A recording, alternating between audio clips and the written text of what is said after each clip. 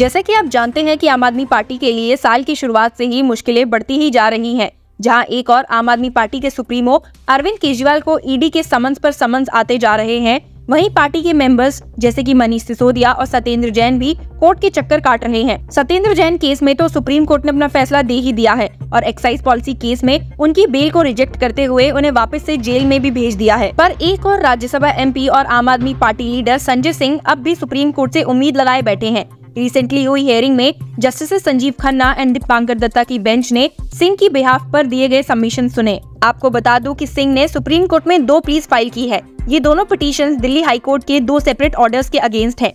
One refusing to set aside his arrest and the other denying him bail. Both were listed before the Supreme Court on 19th March. Singh के behalf पर उनके council senior advocate Manu Singh भी present हुए और उन्होंने court से अर्ज किया कि सिंह को एक्यूज्ड पहली बार दिनेश अरोड़ा ने बनाया है, जो कि ईडी और सीबीआई केसेस में अप्रूवर बन गया और अब बेल पर है। सिंघवी ने हाईलाइट किया कि ईडी कस्टडी में इंक्रीमेटिंग स्टेटमेंट्स देने से पहले और बेल सिक्योर करने के बाद अरोड़ा ने 9 ऐसे स्टेटमेंट्स दिए हैं over the course of 1.5 years in which Singh was not accused. Singhvi ने एम्फसाइज किया कि सिंह ने एक डिफेमेशन कंप्लेंट की थी, जिसके बाद उन्हें ईडी ने अरेस्ट कर लिया था बिना कोई समन्स इशू किए। He said, "Your lordships are dealing with it after 1.5 years. There have been 11 exculpatory statements." Senior council ने ये भी सबमिट किया कि राहुल सिंह के बदले ईडी ने सिंह का नाम सप्लीमेंट्री चार्जशीट में मेंशन कर दिया। हालांकि बाद में उन्होंने एक्नॉलेज किया और रेक्टिफाई भी। इस पॉइंट पर एएसजी एसवी राजू ने ईडी की तरफ से अपेयर होते हुए बोला कि वो एरर इमीडिएटली करेक्ट कर लिया गया था। पर इसी इमीडिएटली वर्ड पर ऑब्जेक्शन रेज करते हुए सिंघवी ने बताया कि ये एरर इससे करने के 6 महीने बाद करेक्ट किया गया था और तब तक प्रेस ने इसे कैरी किया और संजय सिंह ने इसकी कंप्लेंट की।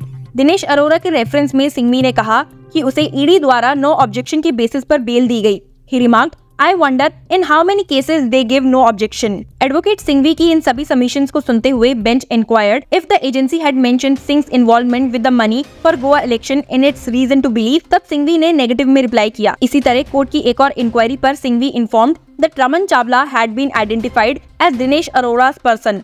अप्रूवर टेस्टिमनी पर लीगल पोजीशन को बताते हुए सिंघवी ने प्लीड किया कि अरोड़ा की testimony may be gone into by the court but the same shall be corroborated, which is not the case. लेकिन दूसरी तरफ एएसजी ने एक फोटोग्राफ को उठाया जो कि अरोड़ा ने अपने सेक्शन 50 पीएमएलए स्टेटमेंट में दी थी और वो सिंह के ऑफिस से मिली थी।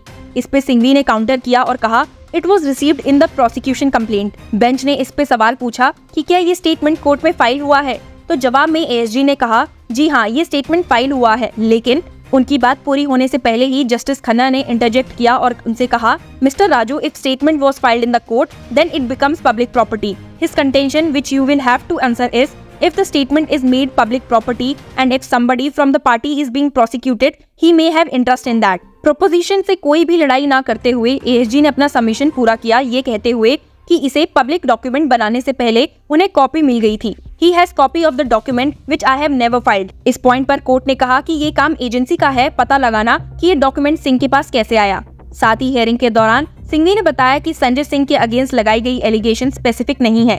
सिंह को कोई भी टेंटेड मनी नहीं मिला है। जो भी टेंटेड मटेरियल मिला है वो दिनेश अरोड़ा की स्टेटमेंट है। सुप्रीम कोर्ट ने हियरिंग के बाद सिंह की बेल 19 अप्रैल के लिए लिस्ट की है, लेकिन उन्होंने संजय सिंह की plea against his arrest and remand by the ED in connection with the Delhi excise policy case को 2 अप्रैल के लिए पोस्ट किया है।